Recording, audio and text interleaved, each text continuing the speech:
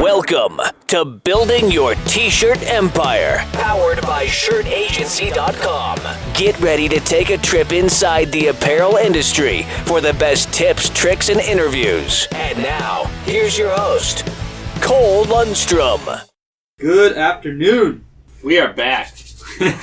So where are you guys? What happened with updates on ads and stuff? Are they running finally? Ads are running and they're doing pretty well, surprisingly, especially the video. People are watching the entire promo video. Sweet. So, why do you think it is? What do you think worked about that video? I don't know. Maybe a mixture of, Portland and just the type of clothes they're wearing and the designs. It just I think it fits our area. How did that video get made? What was it? So that video was actually a promo video for a church conference, and I asked them if I could use it, and they let me. They gave me permission, so they sent me the video, and I just added a little watermark in the corner, printed by Grandline Graphics. That's it, and a little message at the end. Sweet. So you got pretty lucky with it. You didn't have to actually make any content. Yeah. Cool. So today I figured we'd talk about your guys' problem with getting stuff done smoothly. Because if you really are doing like 5 jobs in a week, you should be done like on Tuesday afternoon. Yeah. So we got both of you in here. Mark, Hello. Why don't you tell us what is wrong with the business? What are the things that happen just kind of over and over where you keep seeing it just waste time? So I'll basically get called to do other jobs. That's one big thing. So you'll be on a task and then he gives you some random chore? Yes. Okay. And it kind of just throws everything off because I'll get there, I'll start, burning screens, or I'll start, adjusting, and then he'll either need help or I'll realize that some of the screens, I need more screens.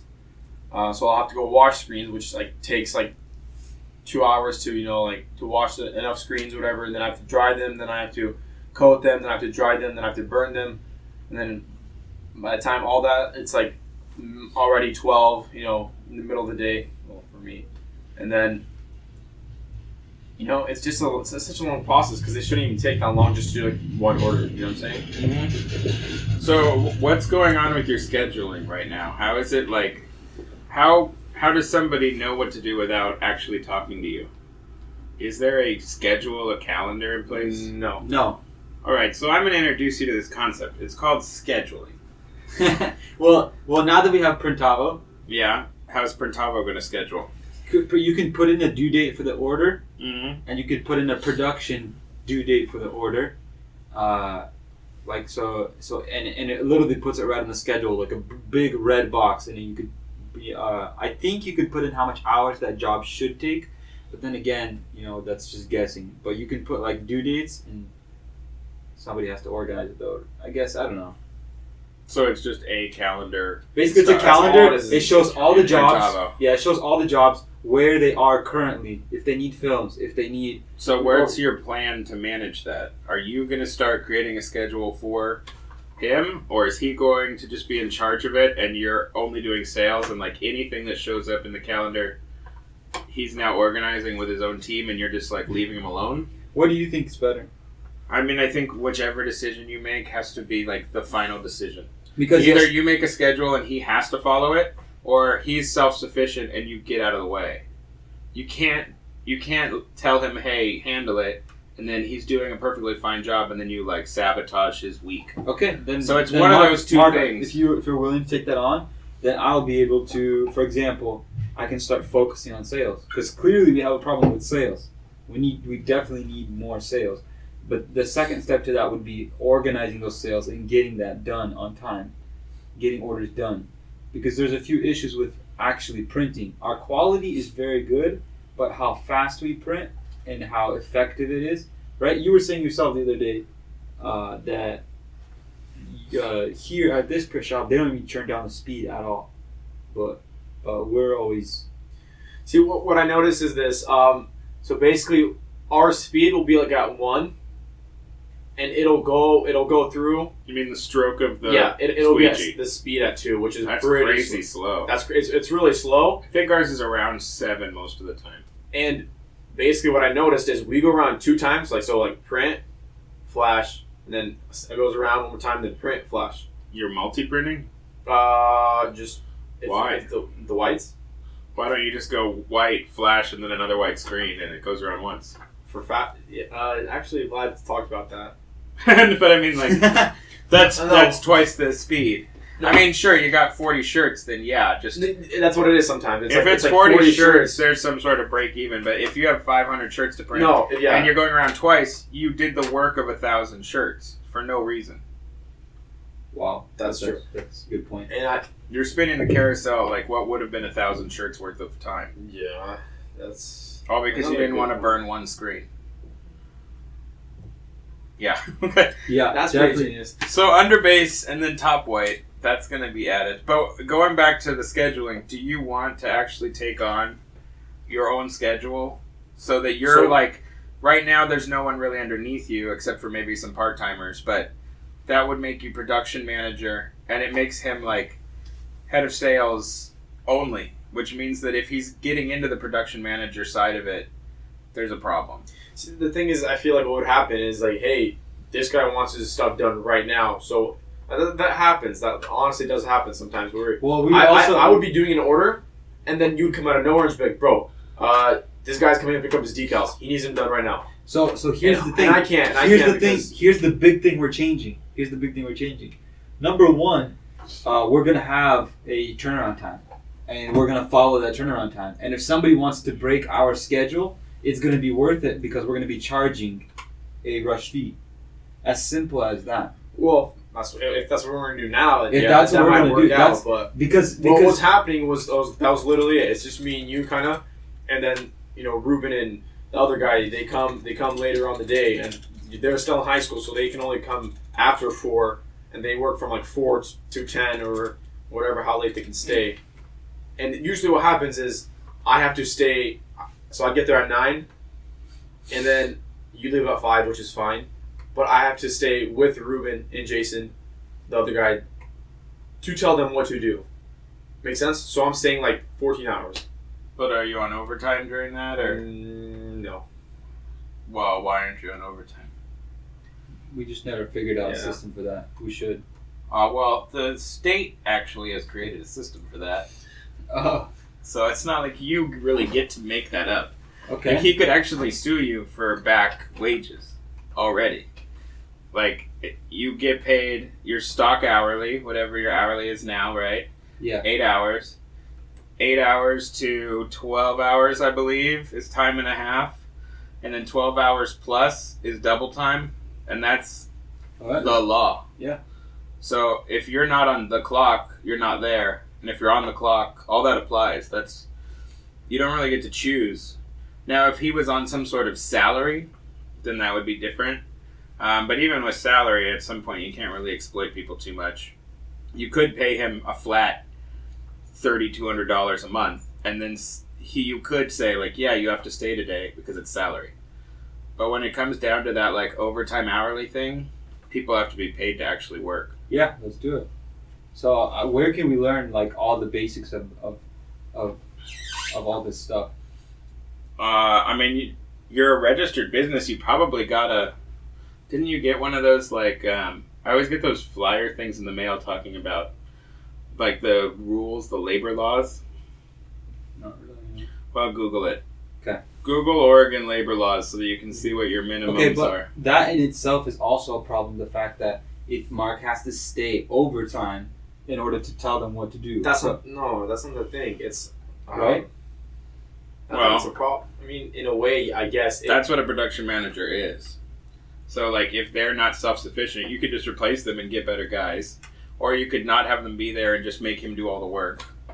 Which you have options, but to just expect someone to magically fix your problem and you don't pay them much money is a difficult thing. No. I'm willing to pay. If we start getting sales and the business gets organized and all that stuff, I don't care. Money's not the problem, right? The problem is to get a functioning business. Mm-hmm. Because if we keep running the business this way, I don't see much room for growth. Yeah. Sure, we doubled sales. Sure, we have customers walking into our showroom. The whole point's not just to screw people over, right? Yeah. The point is to keep growing. So how do we take that step and continuing to grow and making the right decisions, right? Organizing our schedule. Yeah, well, I think with the schedule, I mean, if you're only doing 5 jobs right now in a week, the fact that you're running overtime ever is kind of crazy. Because it seems like that'd be 1 job a day. That wouldn't even be close to a reason to be in overtime.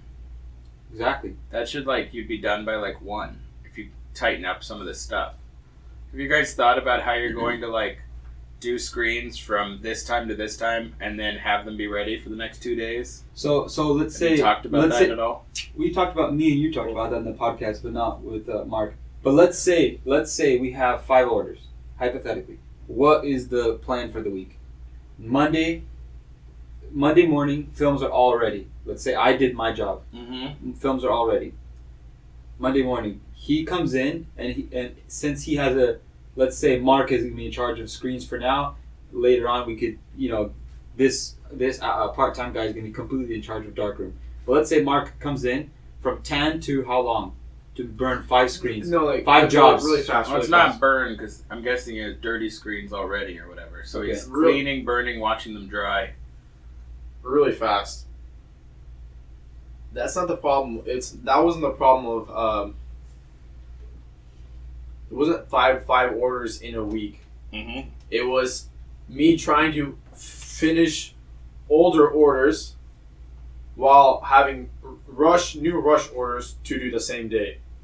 So there's So, more than yeah. 5 due in the week. Yeah, those were due whatever. The customer didn't really care.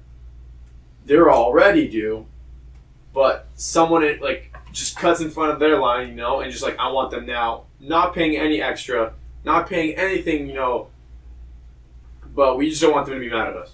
So you're just doing rushes for no reason, and that's affecting the schedule a lot. Logically, it is.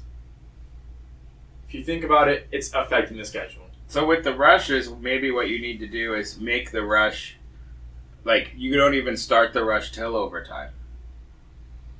There's no overtime except for rushes, and they're paying a $150 rush fee because, I have 3 dudes working overtime on nothing but your job. I mean, maybe that's the logic you have to have. If you're completely dead and bored, then But I don't you think can do regular time. I don't think that's the problem because, for example, Imperial Order, we had it. How long did that take to print? 4 days? How many units was it? It was small. It was 150 pieces. Why would it take 4 days? What happened?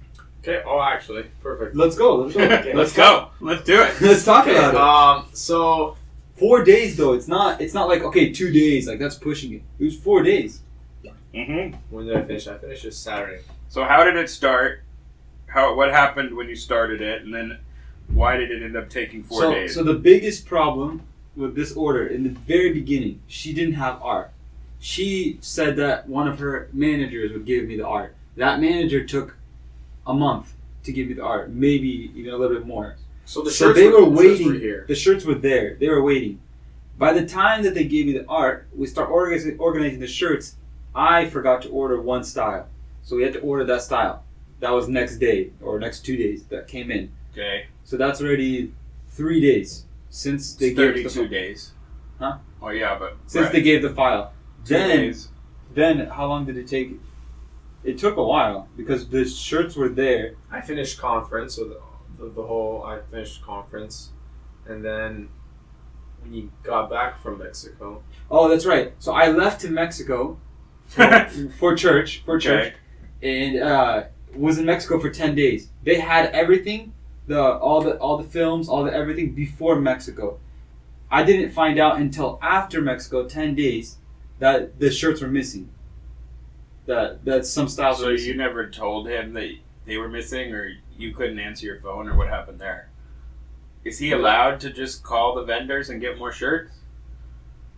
Because if he's not allowed to, No, then it's he's not- allowed to. He's allowed to. What I started doing, well, just we have just a place right how you guys have the shelves over there. Mhm. We just set up a couple tables, and my friend Ruben, if I'm printing, he'll either be unloading or folding and stuff, washing screens. So when I'm printing like a one-man job, which is I'm adjusting, I'll be like, okay, Ruben, you're not doing anything right now, so go organize the shirts, go put in like you have the paper, go check everything off, and let me know because I want to print this order. And so he started that, and while you were in Mexico, he started that, and he's like 20 hoodies are missing. And then by the time you could only talk on the phone for like 10 minutes. Well, even a text message. You could text me. We did. You didn't text me the hoodies were missing. Ruben did. No, you didn't. We got to double check that. If he did and I didn't order them, okay, let's say that's my fault. Okay, let's say you did order them while like in Mexico. Yeah. We come back. We started printing, and the lady wanted black on black. So it was basically a very dark gray hoodie. Like a Bella or But something. that took one of those like That took 2 days. That took 2 days for her to She approve. replied right away. She replied in a couple hours, and I forwarded you guys the photo. In a couple hours, I was at home already. Yeah, but the next day, not 3 That days. takes 2 days. Because that means you stopped and on like let's say a Tuesday, you wasted 3 hours, didn't work on anything else, Look, and then you got an answer the next morning, right? Well, it's not like I was doing nothing. Here's my point. I don't want to blame you for anything because clearly I have a lot of problems organizing everything, getting the films done on time. There's many times where you were waiting for me, but we have to figure out a system where if there's an issue, it's addressed right away. If I like Cole was saying, I can't get distracted. If I'm spending this time during this hour, replying to emails, it's somewhere on a to-do list. Or somebody wrote it down, and I feel like, and I come to that to-do list yeah, and boom, it's done. The problem was those 5 orders that weren't getting done. They weren't on Printavo. Those are like 20-year-old orders, not 20-year-old order. It was before the program, and we didn't add those in because those weren't like the new orders. We didn't. You started Printavo from the month of April. These orders were from March. So there was no mock-ups. There was nothing. So I didn't have I couldn't send her anything. I didn't have her email. Whatever, Elena. Yeah. So that was another problem. So that order potentially will go better because of Printavo in the future. Yes. But I see, and also you have to figure out the roles. Like at Shirt Agency, let's see, what do we have? We have a salesperson who does nothing but land a sale and input all the information. That's one of your roles. Then we have a person who goes through and does purchasing for all the sales that have happened throughout the day. Then we have someone doing receiving. So you would probably do receiving, and you'd have to be responsible for it. But you have to have it be received the day it comes in. Otherwise, when you get around to realizing that he never bought shirts, it could be 6 days later because you weren't going to run the job for 6 days anyway. So receiving needs to happen when Instantly. UPS shows up. Okay. UPS shows up at 10:30, and then that's the day when all the things are checked in. Whether that, whoever's job it has to be one person's job, or it has to be some part-timer's job. Because if you wait 4 days till the day it's due when you're trying to run it in a rush, and then you find out a receiving problem, there's no fixing that. Yeah. So you have to treat receiving as a position, and even if there's only 2 of you, you have to decide I have 1 hour of receiving every day. That logically should be me. That's good. Because I'm in the warehouse. And realistically, receiving could be a part-timer's job, except all you gotta do is pull back that label. For example, SS, Sanmar, whatever. Pull out that invoice paper, whatever it needs to be, and it says this is in that paper. It is in this box. That's it. But counting them, organizing them for embroidery, for screen printing. That's a good idea. That'll probably have to be me because UPS comes at 10 and I'm the only one. That's what I'm saying. Just pull back the label and that's it. Just check. Is the stuff there? Is the stuff there? Right? Not like pulling it out of the box. So here's Carlos. Mm-hmm. Carlos is doing. How you doing, guys?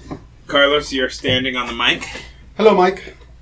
So Carlos does receiving here. He also does a lot of other stuff like make weird contraptions. Hey, if anybody needs an emulsion dispenser, we've got plans for the perfect emulsion dispenser. 5 gallons. I got the blueprint. Perfect. It's a perfect machine. It works just like a So, charm. Carlos, can you just real quick say how we at Shirt Agency are doing receiving? So Just what kind of like from Joni communicating to you and then what you do to make sure Yeah. stuff's here. pretty much Joni sends me via Wunderlist a list of all the stuff that we'll be receiving. Then I'm in charge just kind of picking it out and just separating them to all the stores and have them ready for the printers to, get them printed. So but you just have to be right on top of it. That's pretty much. You have to How- be right on it because you don't want things piling up on you and then How many things get lost. boxes? How many boxes do you think you can check in like 1 hour? I would say at least about 10 orders. 10 orders? 10 orders per hour. So they So- do like 5 orders in a week. So you guys have half an hour of receiving to do. Guys gotta catch up. You just gotta you gotta do it as its solo task. Yeah.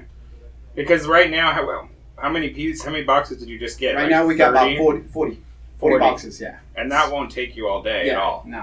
Because they're all pretty much all separated already in the boxes as they come. So all you have to do is just pretty much just double check on all the count. That's a good But point. Are everything's you sending your boxes in as individual POs to your vendors? Yeah. So then it should be like Yeah. almost for the mindless. most part. For the most part, if it's a small order, then no. But for the most part, So finding mistakes like this should be Yeah. really small. Oh, It's yeah. about setting a bar. I think Set I think the that time apart. the biggest thing that me and Mark constantly talk about is system. How do we make that system? I'm not sure, but that's all we talk about. We need to make a system to make this work. Yeah, you just gotta figure out what kind of system works for you guys better, Because we can't. There is so much. I mean, what I do just pretty much, I check everything, I count everything, and I write it down with my own handwriting. Then I compare that to the order that I got received. And that's how I pretty much do it. Separate them all by colors first, then count them all in individually. And then from there on, then I'll go to the invoice and see if everything matches with my counts. Yeah. And so I'll go back and forth, yeah. And our receiving section has 3 sections. So Mhm. there's not counted in, we don't know what it is. Mm-hmm. There's the to-do shelf where the printers only go to the to-do shelf. They don't go and look at stuff that hasn't been counted. And then there's the pickup shelf. And that's like the 3 places boxes can be. Pickup. Pick up is shipping out. But yeah, shipping out or local pickup. Local pickup, yeah. So like here we can look at let's see. This Okay. is our Wunderlist, which is just a to-do app. Yeah. And you might be able to use Printavo in a similar way. But you can see people's individual jobs. Like here's 3 films that need to be burned for a job that's on Monday. So these films will get printed and burned now. So that printers on Monday are just running it without any pause. Yeah. And then if you look at, let's see, here's like Blair's print list. So that in the event that for some reason Blair can't do like this rush job right now because someone screwed up, there's 13 other jobs waiting for Blair to print manually. So that the printer is always printing. Sometimes you're better off having a printer who always prints than you are trying to like get the most out of one human. Yeah. Getting the most out of one human will actually probably be less efficient just because watching screens dry and stuff is really slow. Absolutely. Are you guys doing anything like this kind of a thing where you're separating the job into tasks? No. You're just calling it one big job and it just floats. Yep. Printavo does have a to-do list like this. It's not like that. It is like this. They showed it to me. We just haven't used it at all. Like here's the counts that You could- Carlos you- hasn't accomplished yet. Accomplish it, yeah. So he just double clicks this and he does this all from his phone. He doesn't even need the computer. Mm-hmm. And he's got count sheet links sitting there. Yeah. So he can confirm whatever information Yeah. he Compared to my information. compared to his earlier, packing list. Yeah. So yeah, because there's a packing slip that comes with it too. But then I always double check everything. Yeah. So make sure that everything's there. So That's really. I go that's my really, count first. That's really good. Yeah. Really good, Go through my count first that I do manually. I write everything. Then I compare it to that invoice, and then I go and compare it to that order. And these to-do lists are being used with the same way with like even our salespeople. So here's the scheduled meetings we have today, tomorrow that are actually scheduled. So we try to encourage people to schedule a meeting and not just wander in. Yeah. So even if they're on the phone and they say like, "Oh, I'll stop by," you say, "Oh, I have a opening tomorrow at 11. can I put you in that slot? And then they say sure. Yeah. Instead of it just being like, I'll stop by, which yeah. could totally screw you up when you're in the absolutely. middle of something else. It makes it more exclusive. People are more, happier. If it's coming. scheduled, people feel like they Yeah. need to arrive Mhm. instead of just blowing you off. It's more professional, I think. That's a doing it good that way. point. Yeah. No, that's a really good point. It's like there's stores, right? There's a store that I used to go to Marrows, but the only way you can go in there is by appointment only. You want to go see the clothes? By appointment only. You walk in there, you set an appointment. Any 'cause stylist will if go you're in there. if you're going out of your way to make an Mhm. appointment, Mhm. you are a serious You're a customer. serious customer. And how many people, do you really want to deal with who pay less than $500? Yeah. So if a person is going to give you $500, they deserve your attention while you're talking to them, Mhm. instead of you being kind of frazzled that someone surprised you with a walk-in. That's happened to me before, where I had 3 customers, 2 of them are waiting. I'm working with 1. Yeah, and then you're doing a bad job with all of them. Yeah. That's definitely true. So you might want to put on your website something like, we have a meeting scheduler Mhm. that it's called Calendly. It's just a little add-on, and I'm sure Squarespace has a similar thing, where they go on your website, they click schedule a meeting, and then they just press Tuesday at 11's open, and they click it, Click it, right? and you automatically get notified, and they just know that they have it. Very good. That's a great idea. I do the same thing with haircuts too. Yeah, No, haircuts do. I have a barber shop and the barber shop thing. You get your haircut? Me? Wow. Wouldn't have thought. Wouldn't have thought. Blair cuts his own hair. Well, there you go. I used to cut my own hair. You see? Now Never there's came back nothing out. left. Never came back. It's like I got scared the night, I was like, oh, I'm not going back Wow. out there. Wow. No, this is good. This is good. So what other questions do you have about the structure that you guys are? What other conflicts are there? Because it does seem like you're very inefficient. Even just the press running at 1, it seems crazy. Well, what I was saying was,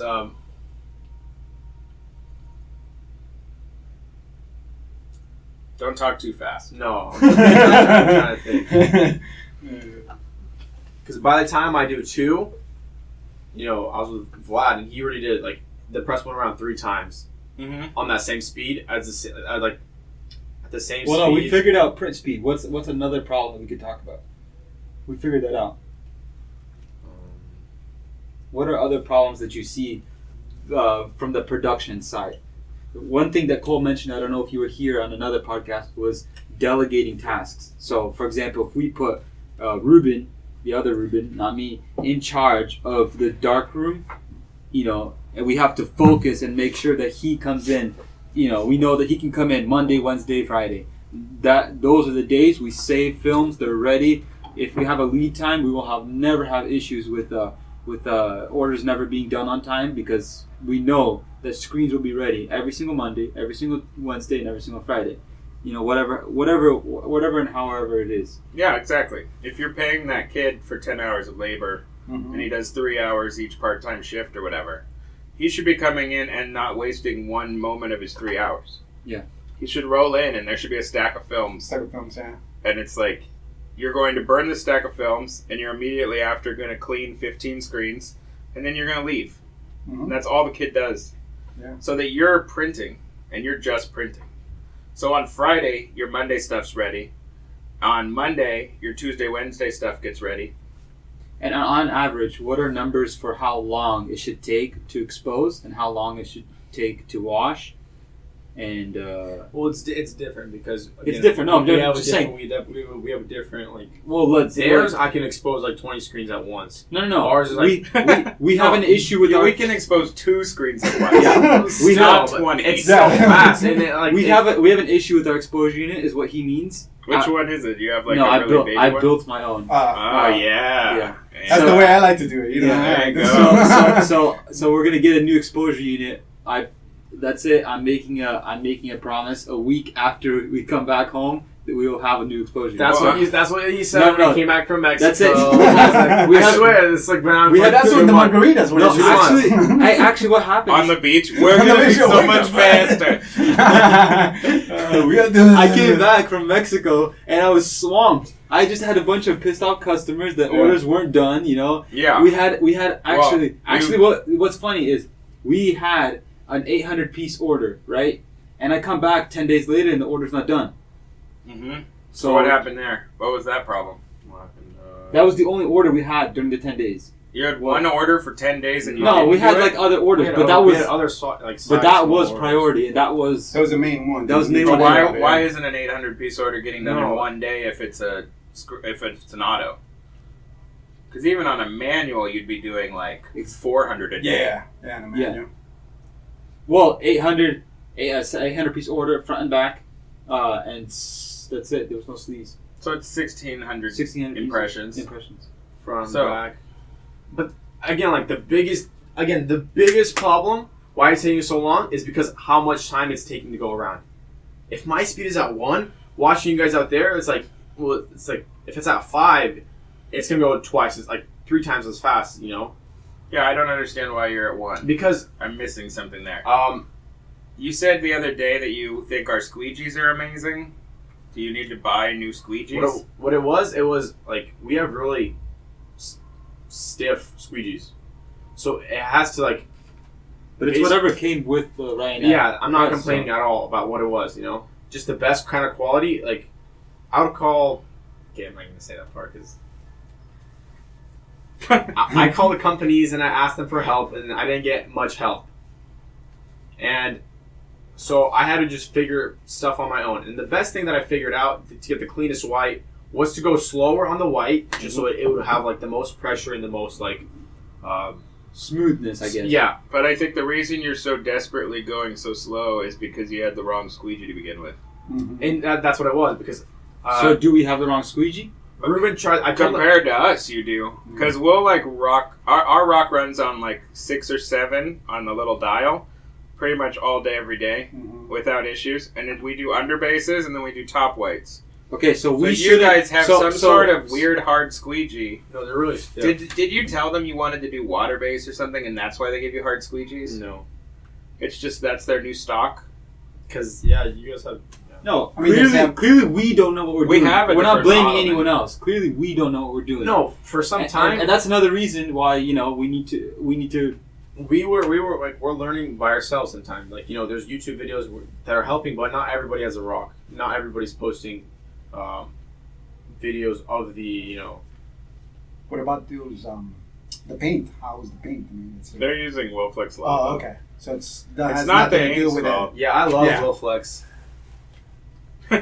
There's nothing wrong with Wilflex. I think you guys need to buy some squeegees like now. Yeah. Buy them now, and then they'll just be there on Monday. We bought 2 squeegees. You don't need to buy the whole assembly. Yeah, You we can bought buy the blade. strip. We bought the Mhm. blade, and it's like the 3 layers. And Ruben said, The triple durometer squeegee is still not what we have. What do you guys have?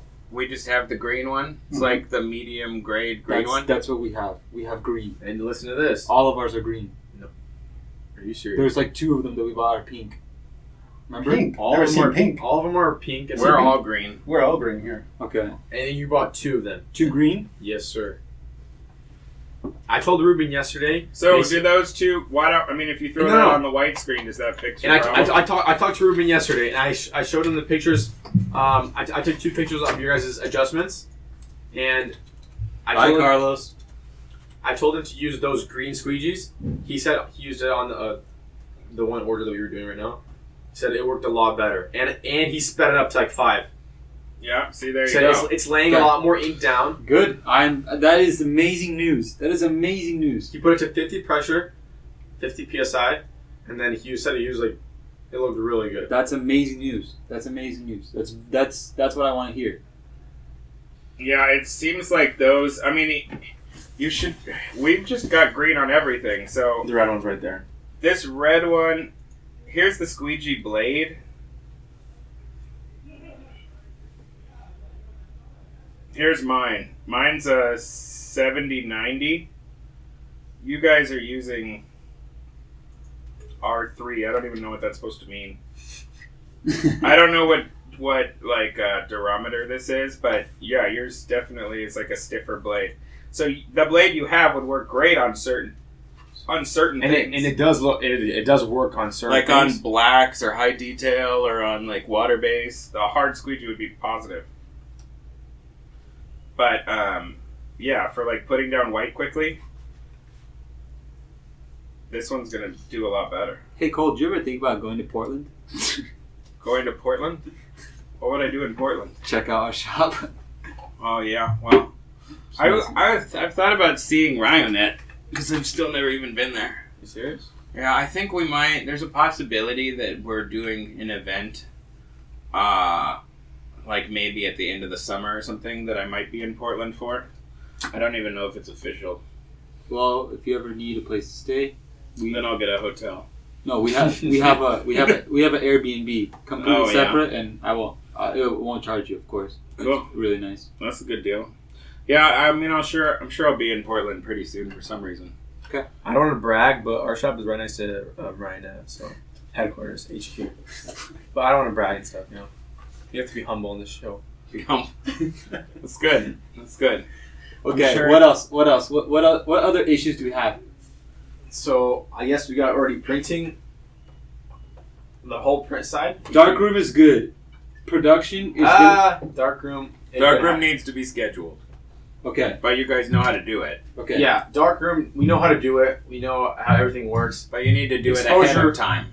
Exposure. The exposure Unit? unit. There you go. So You we need to- had you need to work on Carlos, we had Cole, we had you, witnesses, 3 witnesses. It will be done. That's it. and with 1,000 other people that are listening. Yeah, it will be done. We will have a brand new exposure unit. Yeah, they let's see, the X Factor. This one's 1500 with a digital timer. This is a normal UV one, and then if you lose your mind, they've got the crazy ones with the LEDs. The LEDs, I believe, get it done in like 15 seconds. Mine right now is fluorescent bulbs, and I think I'm in the 2-minute range, depending on the detail. They have a minute 30. For you, I mean, I don't know why you would need a 15-second burn. Also, $5,000 is a lot of cash. But some of these cheaper ones, if you want to go brand new, like this one right here, 1500, and I'm sure it'll be burning in like the minute 30, 2-minute range. We Call Lucas, call Ross, There you go. see if they got anything used. But yeah, so you can burn a little faster. You can schedule your burning. Then who's going to be in charge of receiving officially? Me. Who's that? And you're going to be doing it when? As soon as it comes in. That's the thing. Yeah. As soon Well, as it what comes if in, he's busy? No, but if it takes 30 minutes and his main job is only printing, and Darkroom is scheduled, So Darkroom is officially off of him now. Darkroom is officially off. Yeah. So I don't watch screens unless I have. Here's the thing, Mark. Here's what just kind of like just spoke out to me during this 1 week trip. If we fix sales, if I'm about to spend $500, $1,000, $2,000 a month on advertising, just to get the ball rolling for sales, then we need to figure out the print. And if we have to hire somebody full time, just like you, to handle Darkroom or handle receiving or handle, even if we have a second person that's under you that literally does polling, organizing, receiving, and Darkroom, is that too much work? Is it too much work? Well, it depends how many jobs you land. Because the thing is, at our shop right now, I would call our staff lean right now. Okay, but you are doing 8 times us, right? You're doing 8 times the work, and you have about 10 people, ish, 8 to 10 people working for you. So if we just at least let's say, well, plus Rancho, but that's the shipping. That's like the fulfillment system. So what I'm saying you is, guys aren't going to offer that ever, probably, right? Fulfillment? I kind of want website fulfillment. I would kind of want to, but it just depends on what kind of customers we get. We have 4 people on staff just because of it, so it's kind of a pain. It'll ruin your day. Anyway, what were you saying about the size? So you're thinking you can grow. So what do you think realistically you could do in sales? What are you expecting? What are you trying to accomplish by August? Okay, don't say 10 million by No, August. no. He was talking 10 million yesterday. Yeah, We've gotten I past know. We did 200,000 last year. 200, Uh-huh. 230 something, whatever. With 2 guys. With 2 guys. Yes, sir. With 2 guys. And that's with a really, really, really, really bad sales funnel. And that's a really bad shop, the way it's run. So if we do... But with no expenses. because we were in Because a the building's new. because No, we're in a no, no, garage no. for 6 months. Yeah. Only 6 months of that is in the new shop since July. Okay. July. Now, if we've already doubled sales in quarter one, just because we're in a shop, and I guess realistically, I think it's just the fact that we feel more legit Mm-hmm. because we're in our own shop, we have our own place. It's not out of a garage, you know. I think that if we just pick up our sales and we do triple sales, so we do 600 this year, then I think we can. And you want to do 600 with a staff of 3? Is that possible? Yeah. I think that's Is doable. that realistic? But is it possible?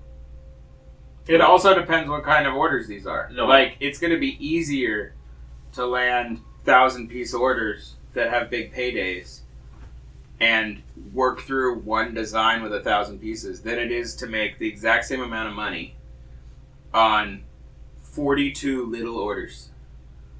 Like, I'm honestly like so that's- tired of like little orders. 24 shirts piss me off so much. yeah. Well, I It's mean, so it definitely annoying. slows you down. So, like, if you're going to make, let's say you're going to make 20 grand, you could make 20 grand with one client, and that client might have one design or 3 designs or whatever, and you just work through that straight through, and 20 grand might actually only take you 2 or 3 days of work with a team of like 2-3 guys. It may not be a big deal, but 20 grand worth of $300 order, $200 order, $500 order, $150 order, you could end up working really hard for 2 weeks trying to get 20 grand's worth of work finished, because it's a whole bunch of little problems, a whole bunch of art adjustments, a whole bunch of tiny clients, and a whole bunch of approvals. Yeah. So figuring out your focus as to like But who you're serving. We have maybe 2, maybe maximum 3 big clients like that. Yeah, we don't So have you that either many. need to gun for big clients, or you need to raise your prices on your little clients. Okay. One of those 2 things. If you're gonna do the little client game, you might be too cheap. We don't want to do it. We honestly don't want to. It's just that's the only kind of client we get right now. Every email is, "Can I get 12 shirts? Can I get 6?" Some people come in and ask for like 2 shirts. Like, Well, that's like the DTG thing. Yeah, like we I don't- sold we don't today, have- since Chris isn't here, I sold 12 DTGs, but for 12 shirts you paid $220, and 12 shirts on DTG will take, I don't know, less than 1 hour for one guy to run on the DTG machine. So like, it's cool to take the job, but you have to have like the person who does the task. Like here, we don't have DTG. That's Yeah. what I'm saying. We have But a I mean- heat, we have a plotter and a heat press. yeah, so you wouldn't. And definitely not worth the time for 3 hours spending on designing it and making $10 on a shirt. Yeah, we didn't design it either. We just are printing the 12 shirts. Okay. So, like, unlike Blair will do nothing but small jobs, while Vlad will do nothing but, like, at least 100-piece jobs, if not much bigger. All right. So you're going to want to start figuring out, if you're going to have a tiny crew, maximizing your crew means getting more ideal clients. So what is more reasonable? 4 employees and 600,000? 3 employees? 2? But they have to be full time. That's the difference. They have to be full time. Yeah. So Honestly, seriously, I know dudes that could do 600,000 and have no staff. no stop. But Like, why But then couldn't again, we were talking about lifestyle. Because I if think you it was land, off podcast. if you land 2 or 3 clients, one client, Okay, that's you that- could do 600,000 with 2 Yeah. or 3 clients that are huge, and you could just be like, "This is the only guys I care about. I'm gonna crank on my machine. I'm gonna go home." Like, don't even treat it as hours. Just be like, "We're gonna crank for 4 days. We're not gonna work Friday." And then these guys don't have another tour date until April 19th. So we're all gonna come back and run more merch on the 5th. Like, depending on who your client is, you can totally change the way you do business. So we need to You we could- need to target that client. Or you have to be the local shop that does small stuff and raise your prices. But there are guys I know that, like, they'll do... Oh, I won't say anybody. But yeah, that's true. there are guys who will do, like, one artist. Like, their whole life is one artist. Yeah, there's actually a shop across the bridge in Portland. All he does is Nike. Mm-hmm. And his scheduling's probably amazing. Yeah. He And deals with one person. They know he what said, they he need. said 90% of his work is Nike. Mm-hmm. So And if he- you're and doing he has, that with he has 10 autos, 7 maybe. breweries, bands, maybe like one like clothing retail brand that's killing it, whatever, you can have way less clients, and all of a sudden 20 grand worth of work seems easy. See, and like that's how it, like I see that's how. So how do we Should get be. that client? Would it be sales? Would it be like, Well, I mean, there's outside sales, which is like more old school, like going and pitching yourself and meeting people and trade shows and If there's any scheduling if there's meetings. any good outside sales listening, we are willing to try. Or what's the If there's a good outside salesperson listening, they don't want to work for you. Like, the guys who are good at it, they totally, like, they bring mad numbers. Because they do a meeting. But if they're good at it, and I'm willing to pay them more than the other shop, You're because, not. because I need it more. You're not. There are salespeople making $110,000. Yeah, so I'll make less money, but I'll build a client base. I won't make as much. That's fine with me, but I will build a client base, and I'll can you grant 110,000 in a month? No, $110,000 is the sales of, that one person. like, that's his salary. Oh, well, yeah. Like, I've known sales guys where their book of business is $2 million, and it's a sales guy. Yeah. And they work for a shop that does way more than $2 million. So You have to give yourself these clients. You're not going to magically pay someone a salary. Because those types of people, they're either already working somewhere or they screwed up. So then they're telling you, like, I used to make this and now I'm looking for a new job. I mean, really what you need to do is find your own connections. So if that's outside sales, then you need to start hustling, like, meetings. Or if you want to do online sales funnels and try to get people through ads, it works. But you're going to get a few more surprises. like, Smaller. Like random people wanting tiny orders. okay. Because you sent an ad to 92,000 people. Yeah. You know? That's why we were playing with demographics. Because you are trying to find the right guy. Because no one's trying to do birthday shirts, you know? What if I raise my minimum to 36 pieces? I don't know. Culture Studios minimum is like 12 pieces. And Culture Studios got like 10 autos running. So I don't think it's that you have to be rude to small clients. It's that you have to create systems to service different parts of the market. Like, that's why I have Blair, and it's why I have DTG. Small stuff ends up at DTG or Blair, so that my autos are autos. So if you guys are only auto, then maybe you can raise your minimum, or you can decide that you're down with small shop stuff. I have And maybe I have one an person M&R. is I have an only M&R your- Sidewinder 6.6. So maybe someone is hired as only your manual guy, so that he is on an auto. We palletized it. We want to sell it. Posted it on DigiSmith. I think everything's posted on Digismith, and nobody buys anything. I had 3 good offers, and I said no because I wanted more money, but they were good offers. How much do you want for it? How much do I want for it? 20K. No, $20K for a 50. manual? 5,500. $5,500 for a manual? Well, That's good. I got 3 offers, and I Yeah. said no. I just wish I texted them later, and they're like, "Oh, I already bought one." But Yeah. if I went back, I would have sold it to them. Well, tell people your email. Grandline Graphics at gmail.com. There you go. 6.6 Sidewinder, air locks, everything. So sick. I I printed on it Has for some- like 2 years. Has sleeve buttons, everything. I don't know. There's not much. And then I have a conveyor There's dryer 2 sleeve and a buttons. flash dryer.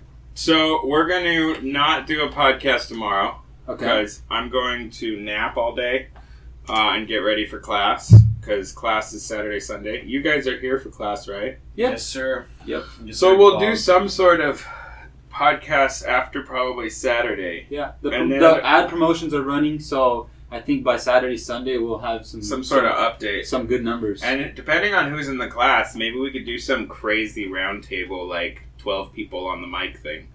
Sounds good. Because people ask crazy questions in the class. So it might be cool to just put the mic in the center of people at the end of the day and see what really comes up talking shop.